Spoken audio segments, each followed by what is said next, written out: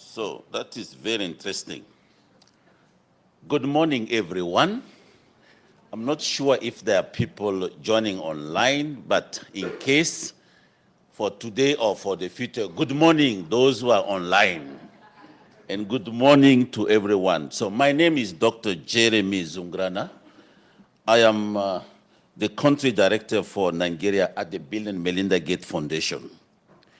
It's a great to be here with 5 parliamentarians from different parts of the world for an important and much needed dialogue on the importance of funding, developing, and implementing policy for family planning.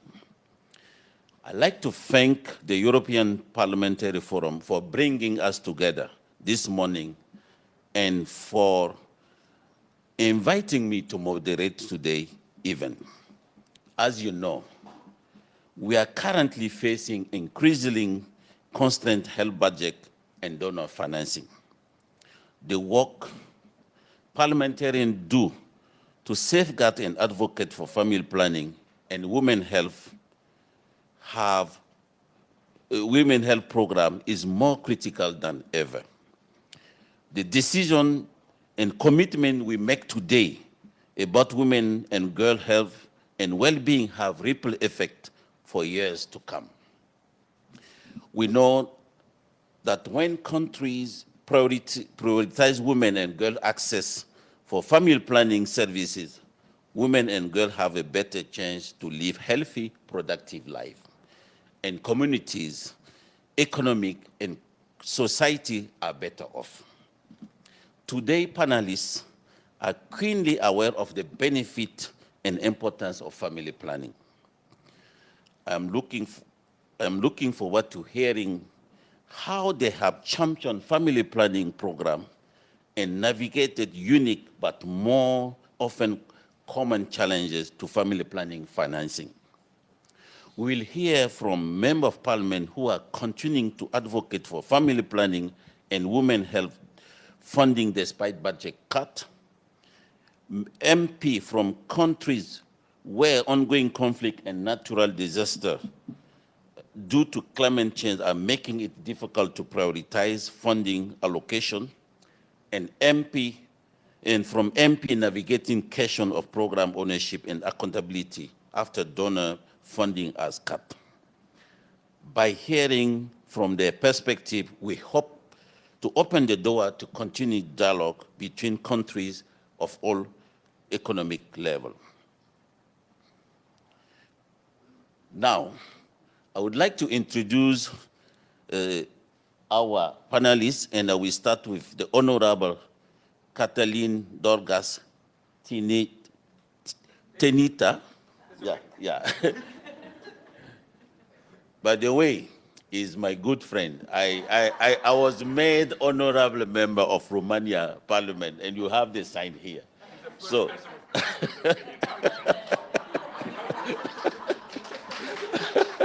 so good. So now you have to call me Honorable Dr. Jeremy.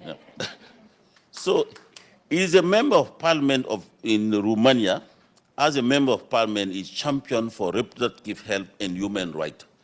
Prior, he funded an NGO that creates digital projects to support and increase the involvement of civil society in civic issues. You are welcome.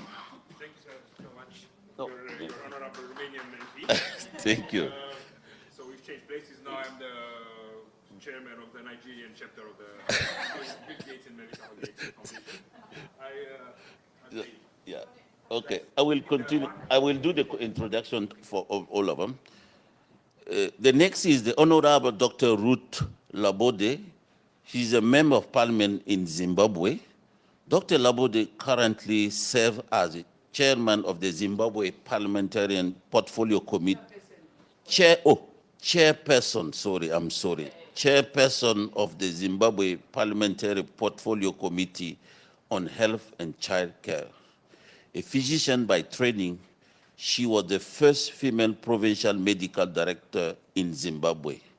She's a vocal family planning and MNCH advocate and lead a network of parliamentarian champions on sexual reproductive health rights. You are welcome. The next is Baroness Lindsay Northover. She's a member of the House of the Lord in the United Kingdom.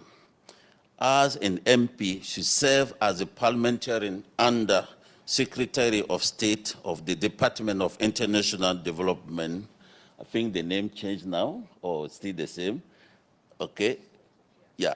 As a former UNICEF trustee, she has expertise in health policy, gender, and social policy.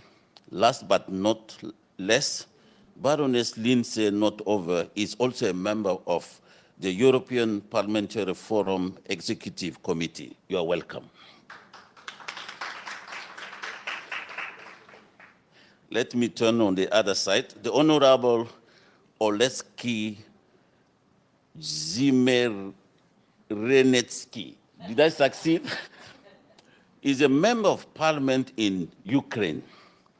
He is a co-chairman now, this time, of the Equal Opportunity Interfactional Parliamentary Association.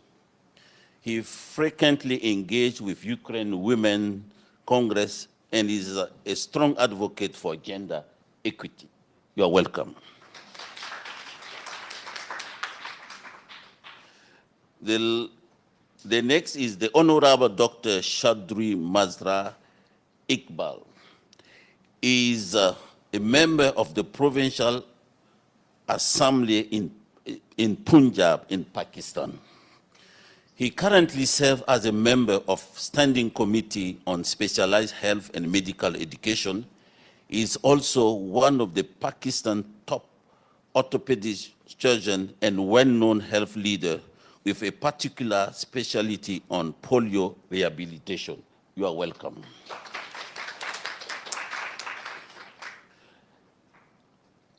He is not yet part of the panel, but as is at the eye table, I would like to introduce my friend Neil Datta, who is the Executive Director of the European Parliament Forum. You are welcome. It is wonderful to have all of you. In a few moments, I will invite each panelist to share their perspective. The remark will follow by a brief Q&A and open to the audience. And then after that, we'll hear from Neil. So I will start now by inviting, I don't know, when you are a member of parliament, you want to call your colleague, how do you call your peer? Huh? Yeah, okay. So I would like to invite my fellow MP. I'm not MP anymore, sorry. To have the floor. Co-chair of Nigerian chapter. Bob, okay. So do you want to stay there or you come here? It's up to you. Yeah. It will be complicated, but we'll find a way to do that. So, I'm Cătălin Tăniță. I'm from Romania. I used to be a member of the Romanian Parliament 30 minutes ago. Now I'll move to Nigeria, but before doing that, I'll have a presentation. Madeleine Albright said once there is a place in hell for women who don't help other women. So from my point of view, you ladies are going to heaven because you are helping a lot of women, and thus the men in the room should be careful and do what you are proposing to do, because we want to go to heaven as well, to stay with you and have the best fun and let's say discuss for the eternity with the most excellent women in this world. So thank you very much, ladies. You are going to heaven. That's a good news for today. But after you work for 100 more years in helping other women, let's say, getting a better life.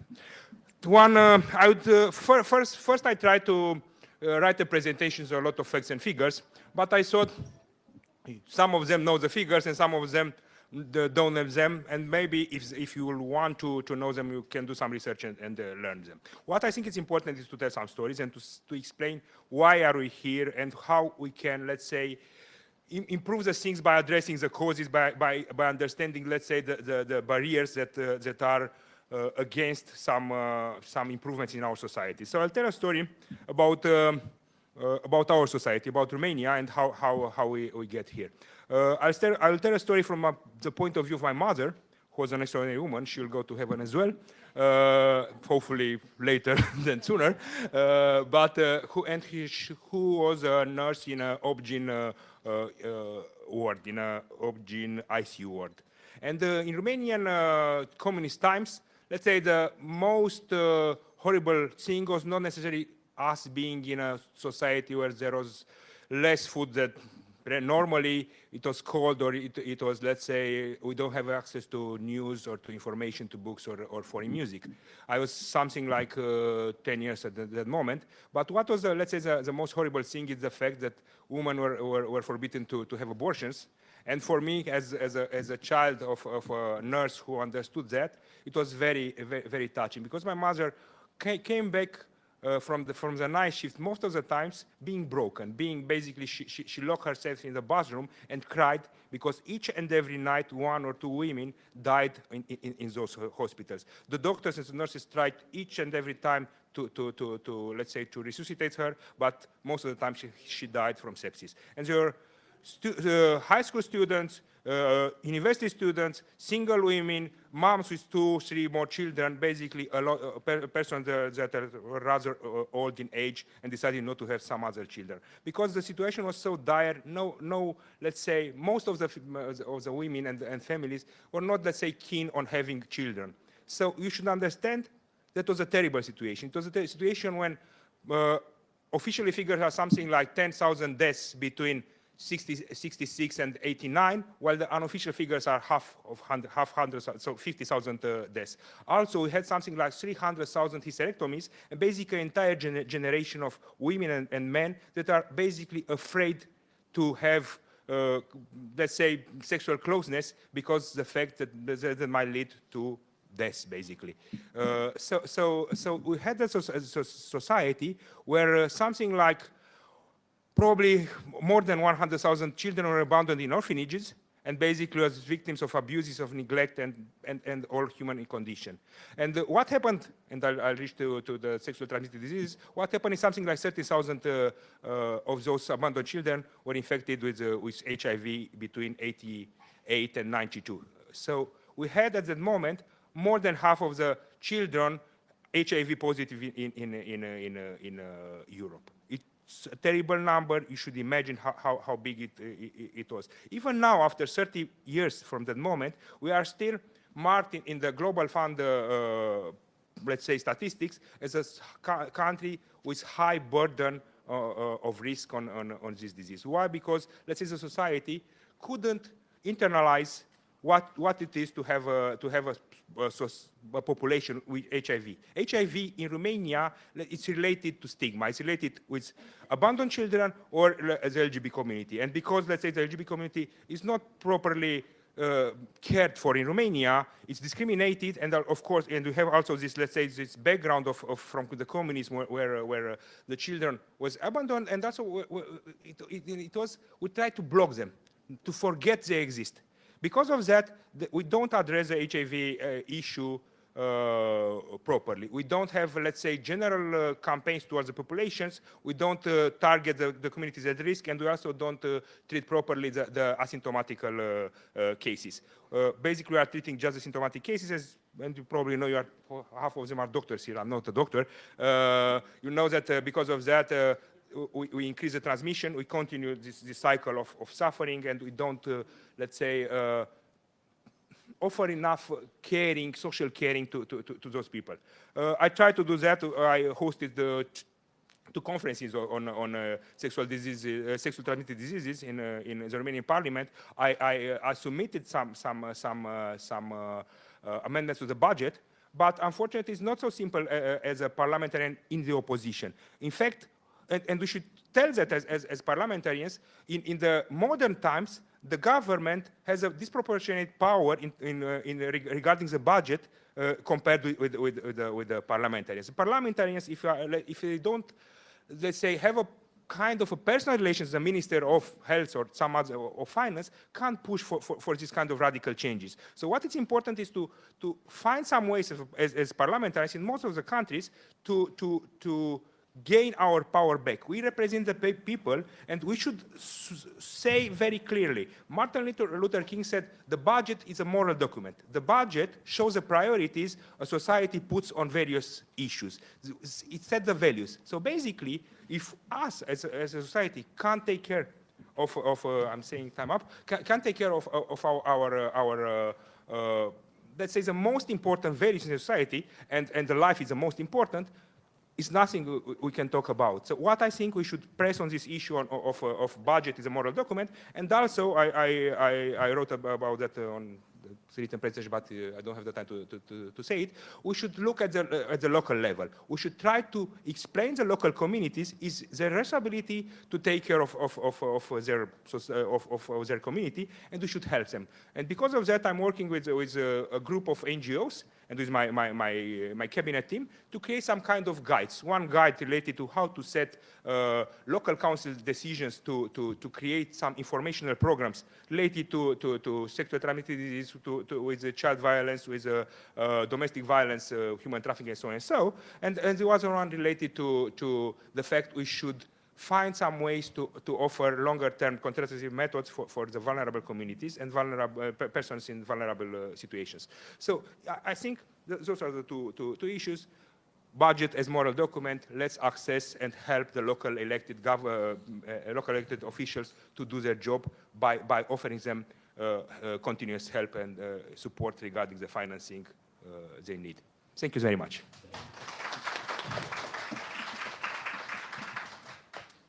Thank you. Thank you very much, my honorable peer. So you did very well using concrete live example, but also observing how the society is unequal to advocate for more attention on this kind of critical, underserved area. That is very excellent. And once again, thank you very much. So I'm now going to call upon Honorable Dr. Ruth Labode to speak about Zimbabwe, her fight, her challenging and experience in the Zimbabwe context.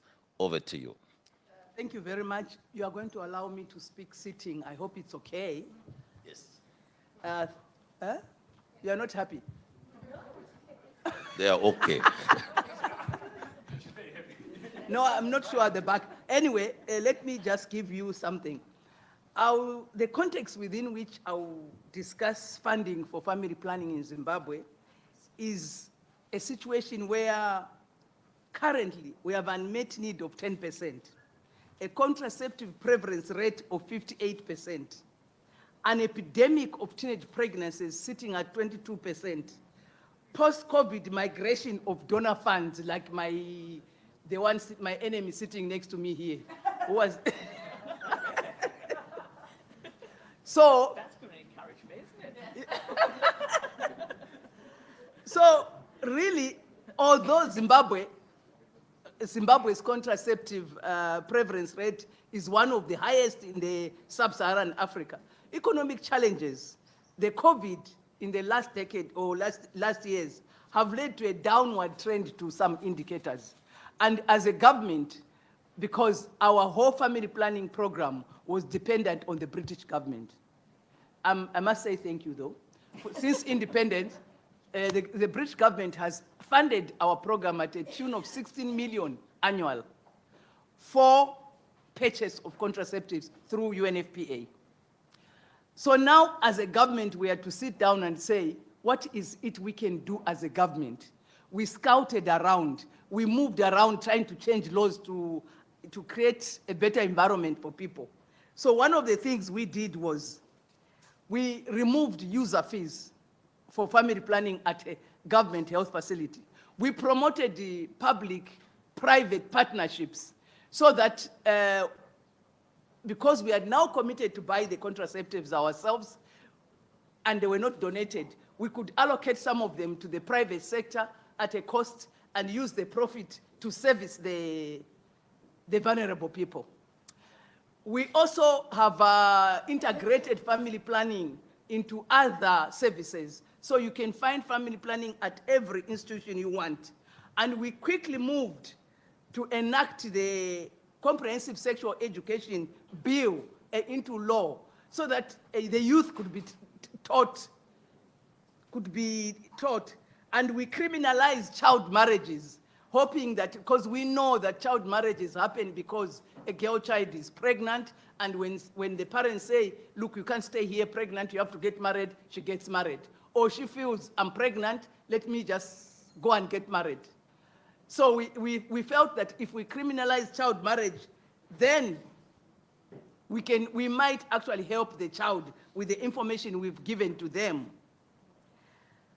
We have strengthened also innovative ways of trying to manufacture strengthen our private sector to try and manufacture. We do have companies in Zimbabwe that produce drugs. We are working together with the AU on a program where certain African countries can now start manufacturing certain contraceptives, hopefully. That's a long-term initiative, I think. But we have also introduced a post-abortal care policy because Zimbabwe, our Termination of Pregnancy Act is very restrictive. It's only in a few cases where you can do that. But then government decided, let's stop arresting those who come into public institutions, having done unsafe abortion or illegal abortion outside, accept them into our public institutions, do a DNC, clean them up, and hopefully cancel them and give them a long-term contraceptive like Jadel. So this program is being promoted so much that, of course, it's hypocrisy. On one hand, we are saying it's illegal. On the other hand, we are saying it's okay. Go and induce it and come to us. Then we will accept you. But it's still, it's working wonders. It's reducing maternal deaths because people have somewhere to go. Because once you come in like that, you get free antibiotics, free, everything becomes free for you because you are in trouble. So what I was going to say is that we still have other donors that are helping us here and there, but I'm told the British government is actually retracing its steps to come back to protect our gains, because we were the only country, ma'am, courtesy of you, who achieved the Millennium Development Goal on family planning. Thank you.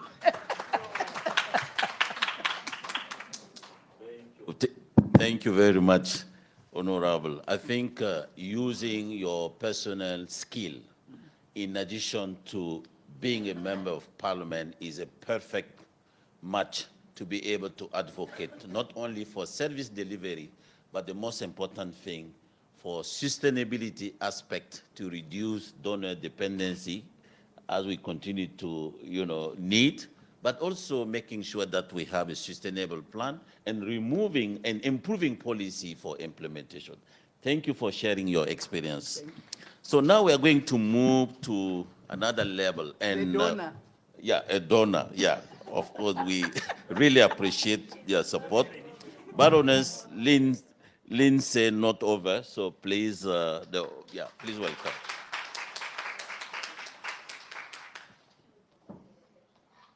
Yes, I could keep on walking and just walk out at this point, couldn't I? The enemy.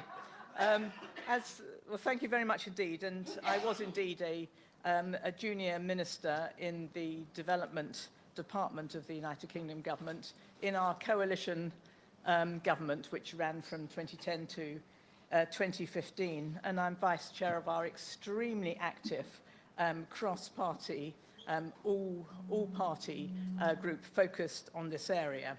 And I think that it reflects the commitment of the UK parliamentarians that you've got 3 of us from the UK Parliament here, from 3 different parties, 2 of us currently in opposition, and 1 from the government party, Baroness Sugg, whom you heard from yesterday, as well as the 2 outstanding people who run our all-party group. I think that it's a tribute to to them and to the group that we are as active as we are in Parliament. During the time of the coalition government, we raised our commitment to ODA to the 0.7% of GNI. And there was, of course, a huge emphasis on women and girls, because women and girls are likely to be the poorest wherever you find them around the world. And again, a major emphasis on family planning and reproductive rights, because again, as we know and as we've heard through this conference, that is crucial for greater gender equality. So if a girl is going to have babies from her teens right the way through to her 40s, often every year, then the physical, emotional, and economic toll is enormous if she even survives that process. And you've heard a little bit about the, as it were, personal stories. We heard that from our colleague from Romania, though he stepped down and passed it over to our chair here, and also from Esther from Kenya yesterday. And so I thought I'd just sort of set in context, as it were, my own perspective on this. My son, my first child, was born by emergency cesarean section and would certainly have finished both of us off had we been in another part of the world or in another era. And if he hadn't managed to do that, then his brother would have done when he was born a couple of years later. So the only person in my family who was most obliging, as far as I was concerned, was my daughter, who didn't risk finishing both her and me off. But I wasn't a teen mother, and I did have a choice over when and where I was going to have those children, and I was amazingly supported within our hospital system in the crises that my two sons presented for me. And that isn't the case round the world. We know that the loss of mothers has a devastating effect upon families, and we also know that there is a high level of morbidity. And here I pay tribute to the former chair of our all-party group, Jenny Tong, who presided over a study which was labelled in the end, "Better Off Dead?" focused on maternal morbidity and the way in which women's lives would be ruined often by that childbirth morbidity. So we know all of those things, and I remember as a minister visiting a family planning program that we were sponsoring in Mozambique, and the image will always remain with me. We met a number of mothers, and there was one in particular, eyes glazed. She was a teenage mother, sort of sitting on the ground, lying against a tree, with twins attached to her. And she was so thin, clearly they were getting very little nourishment. And so the babies attached to her were crying, and she had a couple of other children clutching at her legs, also thin and hungry. And she was a teenager, and there she was with these 4 children already. And so for me, that absolutely bore out why we were doing what we were doing in terms of investing in family planning. Now, in 2012, we hosted a major family planning conference in London, and that was co-hosted with the Gates Foundation, with Melinda Gates very much to the fore in that conference. And that was the origin of FP 2020 and now FP 2030 that we've been hearing about over the last few days. And the aim was to ensure that women in developing countries could have the same freedom to access family planning services as in the developed world. That's the commitment, and we've seen the change over time that has helped to deliver, but that we haven't got to where we need to be. Now, in the United Kingdom, generally speaking, provision for family planning is very good within a health service, free at point of need. So my emphasis here is on our aid programme.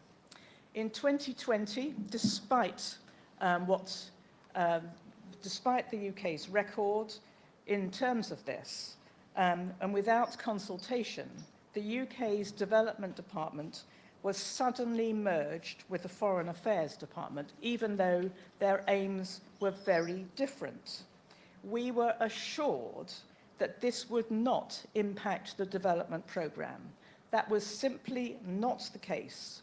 And that autumn, aid was cut to 0.5%. And you heard yesterday from my colleague, Baroness Sugg, who resigned as a development minister in protest. And that's not something that every minister does. Now, she was the minister in the Lords telling us that it wasn't going to be cut, telling us that it didn't matter that the development department was going to be merged, because that is what those above her were telling her, and she resigned in protest. Now, when those cuts were delivered, it was far more in effect, and we're beginning to find out kind of why. Partly, it seems that the aid money was going to support refugees and increasingly those needing support from Ukraine.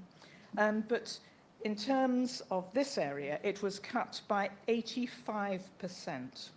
Now, given that UNFPA, the United Kingdom was the largest contributor in terms of the supplies provided by UNFPA, you can see the impact. And again, you can look at the numbers and see the impact of that. Now, cross-party working has brought that back up again to some degree, but not matching where it was before. And so that is the challenge that we face at the moment. And I'm skipping through this. It is clearly extraordinarily irresponsible suddenly to cut it, as we've heard from Dr. Ruth in Zimbabwe. It's brilliant to see what you have done to try to fill this gap, but nevertheless, a sudden change like that is absolutely unacceptable. We're a wealthy country. We have our own challenges of Brexit. We've delivered on ourselves, as well as everything else that everybody else is facing of COVID and the impact of war in Ukraine, energy prices, and so on.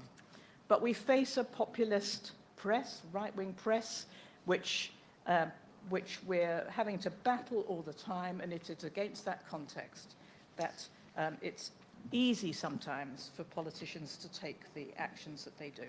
So let me just conclude by saying we are working cross-party on trying to reverse this and to engage effectively in this programme that the United Kingdom played such a key part in setting in motion in the first place in 2012 with the Gates Foundation.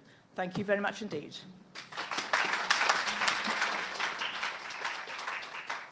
Thank you very much. You may wonder, it's not easy to stop a member of a parliament, you know. So, the member of the law. So, it's not easy. And you can imagine how challenging it is to convince Parliament in front of other decision, regardless of many other challenges. I know it's not easy, but you can see that they're using everything they know, from data, from personal experience, from analyzing the consequences. And for people who probably don't know, coming from a developed or wealthy country, you have your own challenges, but it's not about your own challenges. You are thinking about others. And this is a very important thing that we need to be aware, that developing countries supporting non or limited resource countries, not because they have enough for themselves, but also it's a matter of equity, fairness, and sharing. And this is something that we need to value. And there are people beyond all the commitment, making commitment and maintaining them and ensuring that it will be fulfilled is a very important topic. So thank you very much for sharing your experiences. So now we are going to move to another place where, you know, the challenges are even more challenging. I will use it as you face many other issues that we know. So I'm really honored to invite Honorable Oleksiy. I want to pronounce well your name. Zimerensky to share his experience about what is happening in Ukraine. Thank you very much. Let me stay on my seat because we have not only ageism, sexism, but highism, you know. I have very tall, very high growth, and it's not place for me. I want to start from some announcing for those who haven't read the news, the morning news yet. Russian attacked to Ukraine with more than 100 missiles, and 2 of these missiles fell in Poland, and in Poland died 2 people, and in Ukraine about a dozen of people died this night because of massive Russian attack. It's, I think, very good beginning for my speech, because Ukraine last decade wasn't the huge recipient of international support in field of health and survival and family planning. As usual, we discuss about our success stories on such conference. We have 37th place in the global gender gap index in field of health and survival. And of course, we have some problems with awareness of people in sexual health, with more equal, high quality equipment of the medical institutions for rural areas, for people with disabilities, etc. But we don't have a huge problem in this field. But now I want to announce you some figures to understand the scale of this problem. According to estimates from the health sector, at the beginning of the war, 265,000 women in Ukraine were pregnant, including 80,000 who were due to give the birth during the first 3 months of the war. It was the situation when the war started. All this time, the medical facilities are destroyed and become inaccessible. According to local media reports, in the first week of the war, alone the last 5 women gave birth in bomb shelters. And in the subways in Kiev, there was this bomb shelters. I think all of you saw the picture, the famous picture with a pregnant woman who was on a completely destroyed maternal house. Yeah, but it was only one episode of thousands of episodes in Ukraine, because the main target of Russia on this war, the civilian infrastructure, energetic infrastructure, electricity, etc., because they provide in the policy of terror. They believe that when they destroy enough of social infrastructure objects, then Ukrainians give them the territory and the sovereignty and etc. But it's very stupid strategy, because every missile give for us more passion, more power, more hardening us to stay for our sovereignty. Thank you very much. I want to say something about the international help. International organizations support the functioning of healthcare sector, particularly reproductive healthcare, for which we are infinitely grateful. For example, the UNFPA has launched mobile medical teams in several regions that provide services, particularly to internally displaced women and people in rural areas. If you know, we have over 7 million internal displaced people and over 6 million external displaced people who live now in European Union countries. And maybe I make my speech shorter and say about the problems, because the figures you can read in the newspapers, these facts of our problems, but the first, Ukrainian women almost do not have adequate access to sexual and reproductive health services in their countries due to a lack of information, funds, insurance and prescriptions from the doctors, or regulation documents due to bureaucratic procedures in European countries. We very ask for parliamentarians, for government, make something with these long-term procedures. The second, the access to emergency contraception, post-exposure prophylactics, and safe and legal conditions for termination of pregnancy in transit countries is crucial for women whom Russian aggressors raped. Maybe you know that Russian soldiers practice the massive raping of Ukrainian people. It's something like the tool of the terror. You know, they humiliate our people, our women. They hate Ukrainians. I don't know how it happened, but they hate them and they rape them as a method to make Ukrainians fear about their lives, about the future. What is the problem? All host countries must fulfill the obligation, including under, I see, including under national law, to guarantee access to abortion for women who become pregnant due to rape. The almost complete ban on abortion in Poland, illegal medical abortion in Slovakia, and its unavailability in Hungary do not give such women the opportunity to terminate their pregnancy. The third is also necessary to seek additional funding to provide a basic vital services in field of sexual and reproductive health in transit countries, host countries, and Ukraine by a minimum initial package of UN services. Now, due to data from UNFPA, we have only 30% of this needed help. And the last, fourth, we also need increased humanitarian aid and funding for mobile medical aid teams, about what I say before, which will be fully equipped to examine the reproductive organs of women and men, carry out the necessary manipulations, and have essential medical contraception and hygiene. Thank you very much. The most thing, I think we should to unite to stop this war, to push, to force Russia to stop this war, because all of our countries, I think all over the world, from Asia to Africa, suffering for this war. This very temporary problem. It's not a chronic problem. That's why we should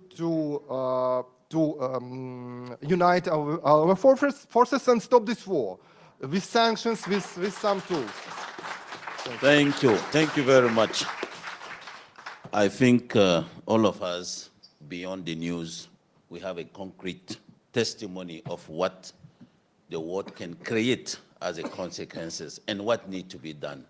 So in whatever condition, we need to keep in mind that we need to continue the key thing, ensuring that women have access to the right thing, and part of them is family planning. So whatever condition, we have to remember that. And I do believe that your call is clearly heard and people will take them into consideration. We all pray for this war to end so our people get better. So thank you very much. So we are going to move to the next, and this is to travel to Pakistan, exactly in the Punjab province. And we will hear from Honorable Dr. Chaudhry Masrad Iqbal. So over to you, with your acclamation as the last speaker among the parliament. Yeah. Thank you very much for the European Parliamentary Forum to invite me in this conference and giving me the opportunity to highlight the problems we are facing in Pakistan. Pakistan is a very vulnerable state in many aspects, as you know. We are facing terrorism from Afghanistan. We are strategically, we are on the border of China, Iran, and many other. So on vulnerability scale, we are also most vulnerable to climate change, and also has one of the largest and fastest growing population in the region, with per capita availability of land and water already very low. The twin challenges of climate change and rapid population growth are compounding difficulties in ensuring adequate agricultural production, food security, and sustainable development goals. Effective climate adaptation strategies are required that are informed by both climate change projections and demographic dynamics. The climate changes has exacerbated a number of environmental stresses in Pakistan, most prominently heat waves and faster melting glaciers, which combined with heavier rains is leading to intense floods. In 2010 and now in 2022, country experienced one of the worst cases of flooding in history because of heavy monsoon rains. It's not the worst of Pakistan, but it's the worst in the world. That should be the catalyst to all the nations to take the example of Pakistan, that how can a country suffer due to climate change. Thus, close to 65 million Pakistanis reside in the agroecological zone affected by climate change, and the population growth is higher here than in less affected zones. Thus, close to a third of population of Pakistan is exposed to rapid changes in climate and associated risks to their livelihoods, well-being, and survival. Pakistan as a whole, has a 796,000 kilometers area, and a population wise, we are number 5 in the world with a 237 million of people. Our per capita income is only $1,537 US, and GDP is around $306 billion. 24% Pakistani live below poverty line, wherein translates into 55 million people. As of 2020, Pakistan Development Index is 0.557 and ranks 154 of 189 countries. To show these figures is just to tell you regarding the economic condition of Pakistan. Pakistan basically falling behind most of its neighbors and many other Muslim countries in terms of its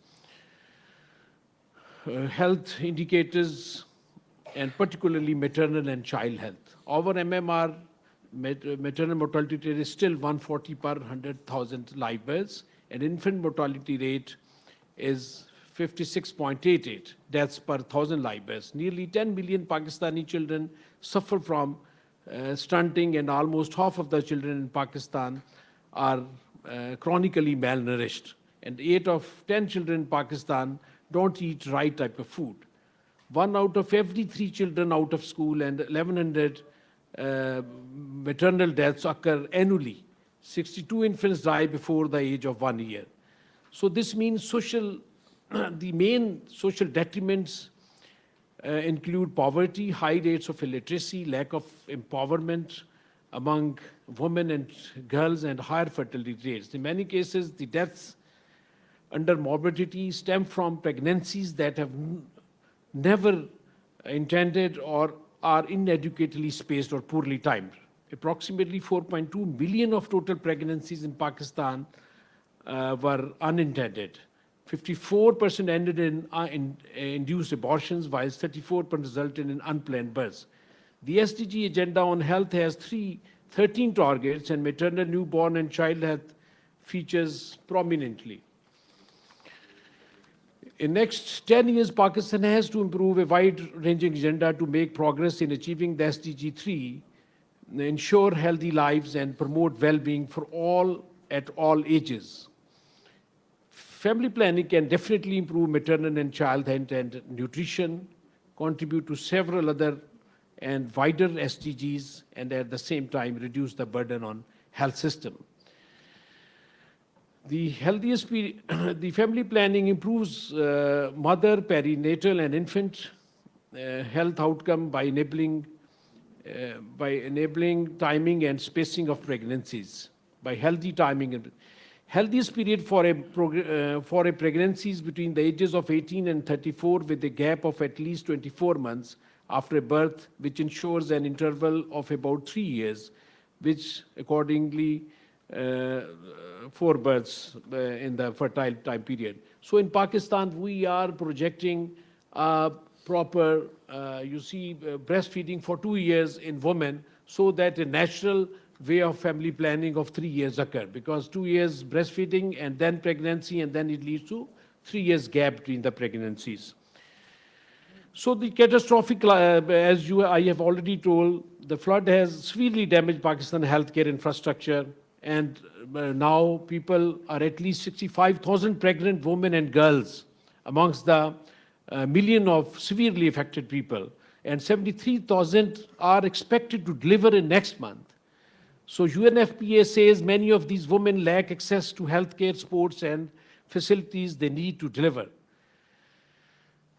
The next thing, the very important, another aspect is child marriage is also an issue. UNICEF estimates that 18.9 million girls in Pakistan are married before the age of 18 and 4.6 million before 15. Unmet need for family planning stands at 17.3% family planning, and contraceptive prevalence rate is quite low, that is 34%.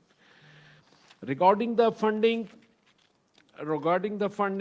Pakistan per capita family planning expenditure has increased by 33% for rupees 104 in 2018 to 130 in 2022. Yet it is less than $2.5 per capita as per family planning 220 commitment. Funding on family planning from international sources stood only Honorable, 28%. may I ask Just to a minute. conclude? Yeah. Just a minute, sir. Donations come from FCDO, Foreign Commonwealth and Development Fund, and PPIF, Parenthood Federation. Per capita, the last I want to emphasize is that we are spending $0.38 on family planning per capita and 5.71 on MNH. And the required is 0.81 on family planning and 773 on MNH. So the gap of family planning is very less, and if we just spend and have that amount, then we can spend more on family planning than on MNH, and in this way we can bring all the indicators good in a. I am really impressed. Sometimes I'm asking myself, is it a doctor talking or is it a member of the parliament? But he has been able to combine both to really highlight the need of Pakistan, especially with impact on climate change, on people, but also the need to provide family planning as an investment, as a solution to the problem we are facing. Thank you. Thank you very much. I think we will follow to have more information, and we are always happy to see Member of Parliament well informed about the situation so that they can advocate more easily. So I think we have only, yeah. Thank you. Great job, excellent sharing experience. So I know member of the audience may have comment or question. So we have only 5 minutes, right? Because I think you have been generous to share the rest of the time with Member of Parliament. So we would love to hear from you, but honestly, because we want to have more than one, when you are giving the floor, be brief, succinct, question, no comment. It's about question and no comment. Comment will be for next time. Please, if you have question, quickly, one question per person, and we have the mic over there that you will use, and that will be helpful. Can you have the, do we have a mobile mic for somebody here? Can you, oh, okay. Yes, but there is no mic. If, No, you go to the mic. yeah, you, yeah. You go there. Yeah. Those who want to have the floor, there is a mic. You can go quickly. As I mentioned, please, one question per person. Straight, no comment. Very small comment. This is Dr. Ruhul Haq from Bangladesh. The third time MP and ex-health minister from 2009 to 2014.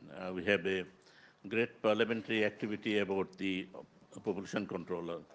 our honorable speaker has formed a BAPPD group, Bangladesh Parliamentarians Group, and we are very committed to reduce the child marriage, the violence and maternal mortality. etc. Honorable, can you go to the question? We have a challenge with the time. That is serious for us because, yeah. I would just say that Bangladesh Parliament is very active, and we have a parliamentary group, and we are making serious activity on this program. Thank you. Thank you. Thank you very much. Thank you. Next, please, can you go to the mic? Yeah, we really appreciate what you are doing in Bangladesh. Thank you for sharing.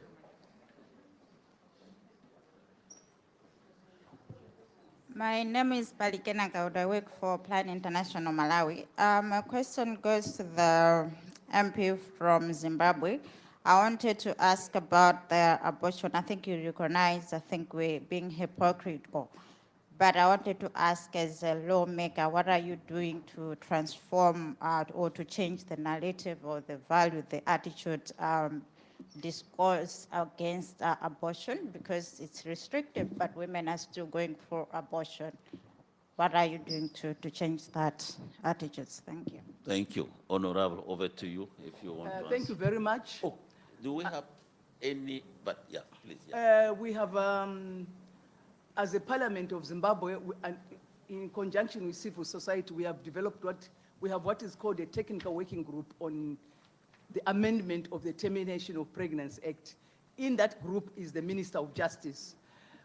Our roles are different. Civil society go to community and mobilize the community, explain to the community the challenge. The Minister of Justice is looking at a bill, and we are sitting on the Minister of Health in Parliament. The Vice President you saw here is my minister. 2 weeks ago, I pushed him to bring a bill on amendment of Termination of Pregnancy Act. And he committed himself, it is in the Hansard, that he will bring it. We pushed him because we had 2 9-year-olds who were reported in the press as pregnant. And we said they cannot be allowed to produce those. They are babies themselves. Thank you. Thank you very much. Thank you, thank you, thank you. We, unfortunately, will not be able to take additional question or comment. I really want, on behalf of all of you, to thank you all for engaging in informative discussion. Before we give we finish our transition, I just want to give you 1 second to say one word to the audience as we are talking. One word. What do you want them to take from here and go? Just one word, please. For me, one word is Tunisia has legalized abortion in the first trimester because of Islam. Why are other Islamic countries not following suit? Because it is religious. Thank you, Honorable. I didn't say one sentence, one word. Just very impressed to be here and to have so many people address this area and show how important it is, and we will carry that back to the UK Parliament. Thank you. Budget is a moral document. Tell your colleagues if they are not doing the proper things, they are accomplice to doing the bad things. Thank you. Over to you. It is the moral obligation of the developed countries who have created this global warming to repatriate and give back to the nations whom it has affected the most. And Thank you.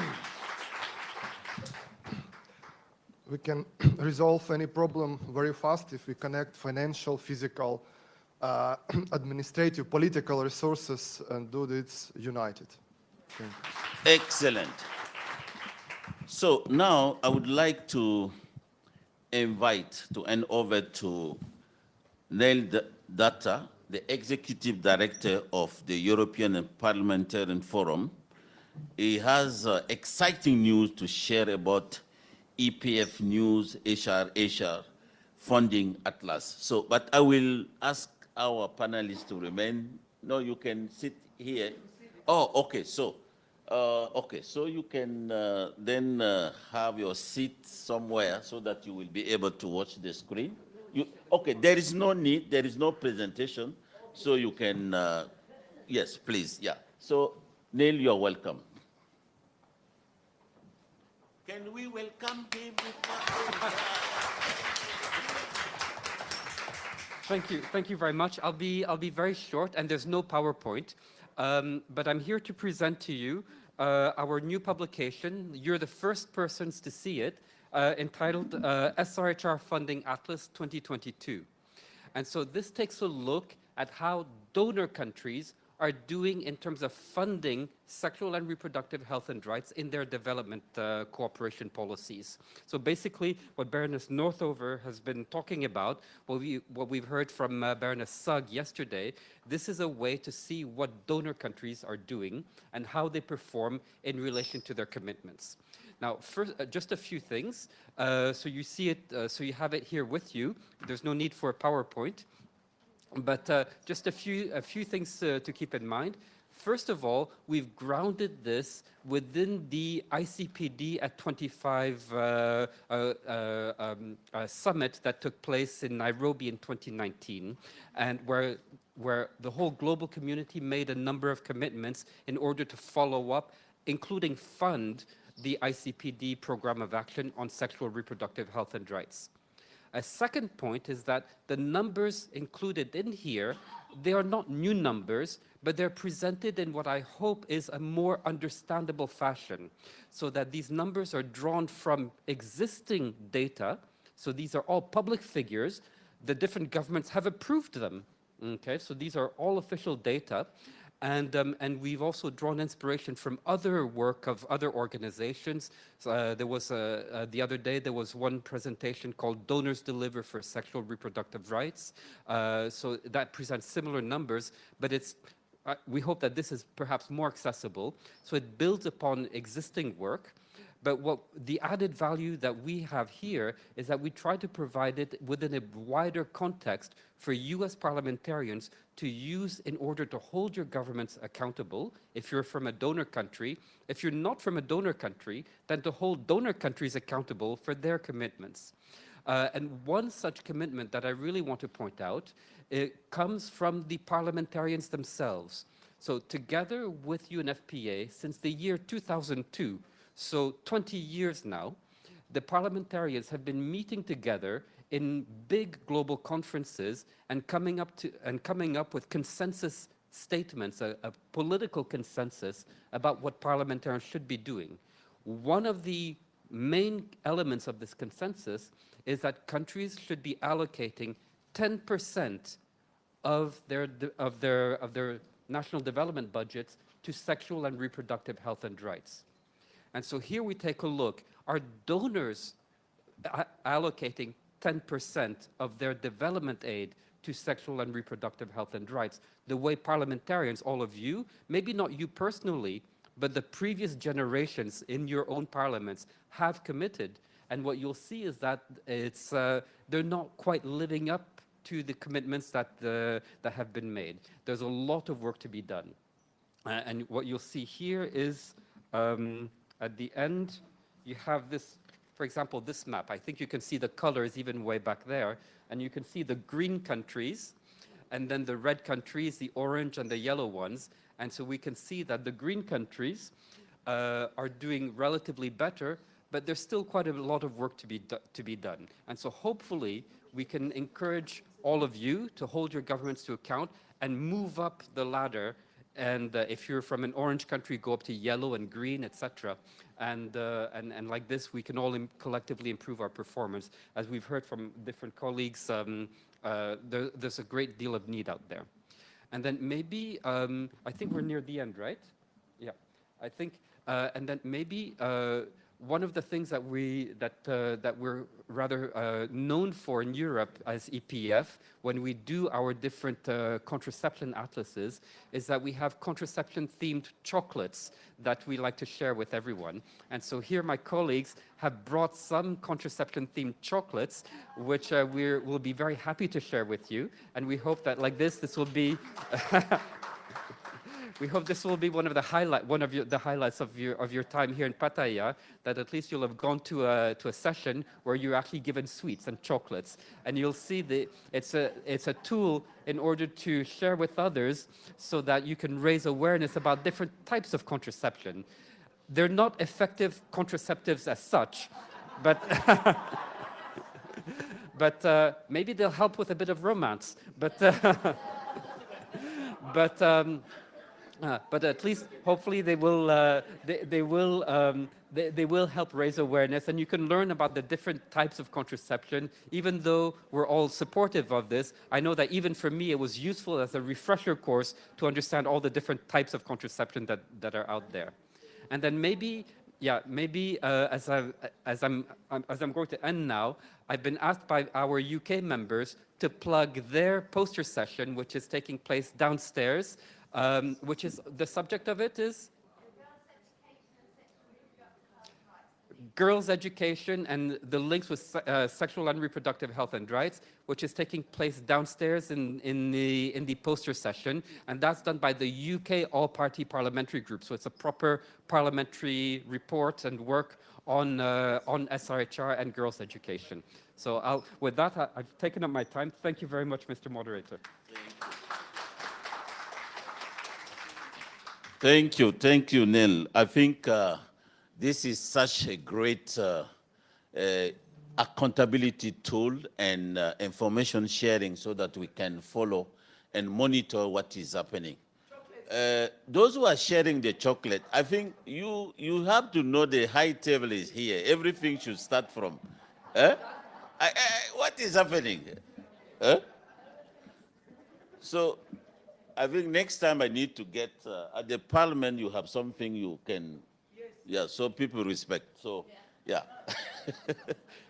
So, I don't know if there is any question to Neil about what has been presented. Okay, please, can you go to the mic quickly, and then we will conclude because we are supposed to stop. But we have 8 minutes. I need 2 minutes to complete, so we have 5 minutes. Yeah. My name is Zakir Rahman. I'm from Bangladesh. I'm working with UNFPA and supporting the Bangladesh Parliament. I have a question with Punjab, Pakistan. We have very good early preparedness program to face or to address the climate change issues. Do we have this program? Because last 8 months we are just, reading the devastating news from the Pakistan. Thank you.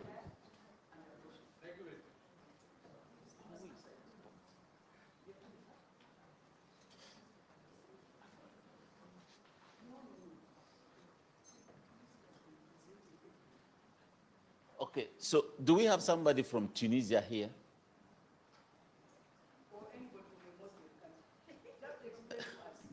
Confused, that's why.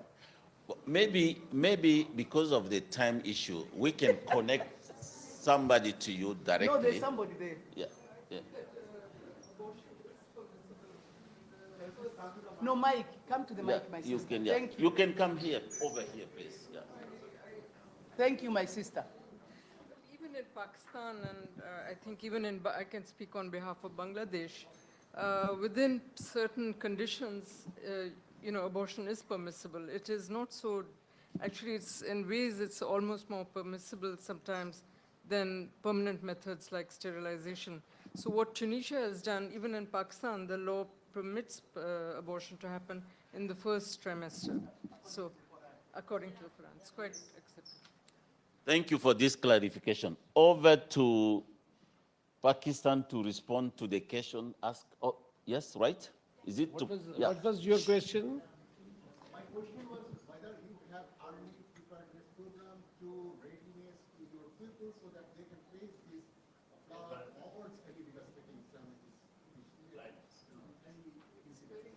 Yes, we have been working on it since the last flooding in 2010.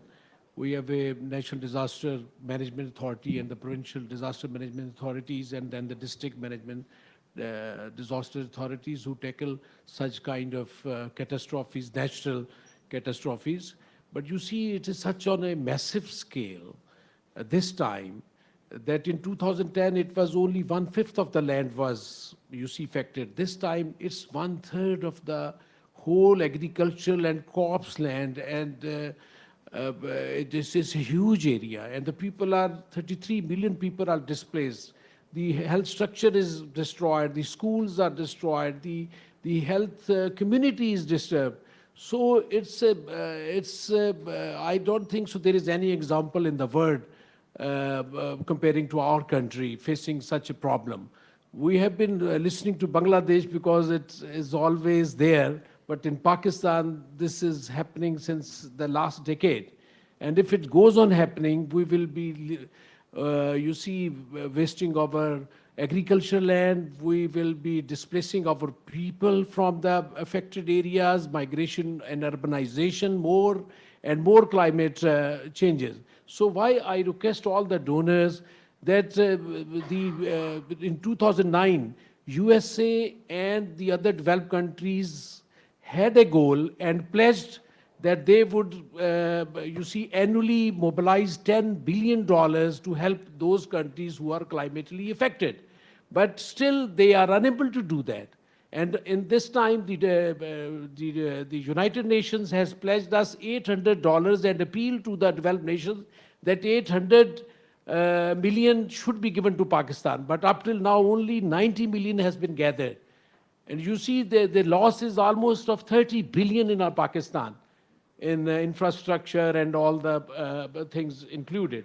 So I again pledge to the nations, those who have caused this havoc to the world, they should repay back, pay back to the nations, because this is not the donation, it's their duty, it's their, you see, what they have snatched from the world. So please do this and help the other nations, and we should be working together to prevent the climate change. Thank you very much. Thank you. Thank you very much. I would like once again thank all the panelists, thank Nell for this memorable and important discussion. Today, panelists help us understand the critical role parliamentarians play in advocating for government to prioritize investing in family planning. And you saw different type, wealthy country, supported country, climate change affected country, world conflict country situation, and those who use, sustainable and overing to the government itself. So all the challenges are not being easy, but they were so nice to share what they are doing, and we know the fight is still ongoing. I'm really inspired to see that despite many barriers, they are promising path forward. And we saw concrete example. I was impressed to see country willing to share their experience with others, and I hope we'll continue that. I hope the discussion about the challenges and strategy as they are seeing work help each other in the many organizations represented in this room to navigate funding challenges for family planning and women's health. We'll all benefit from sharing information and idea with each other. Another thing that's clear from today's discussion is that health empower women, transform society. And to fully participate in society, women and girls must have agency over their bodies, their health, and have voice in family planning program and policies. Realizing this vision of a more equal world start with seeing women's health and especially family planning as one of the best investment country can make to unlock opportunity and achieve our development goal. I'm grateful for organizing EPF working to ensure that decision-making have access to the tool and data they need to understand and advocate for increased and sustainable family planning. Resources like HR funding atlas will help keep country accountability on track toward meeting family planning funding threshold. I would like to thank APF again for bringing us together and to the panelists for joining us. So I hope this panel discussion has been useful. Once again, thank you so much for your time. Thank you for being a great participant. And I'm happy to say we ended on time.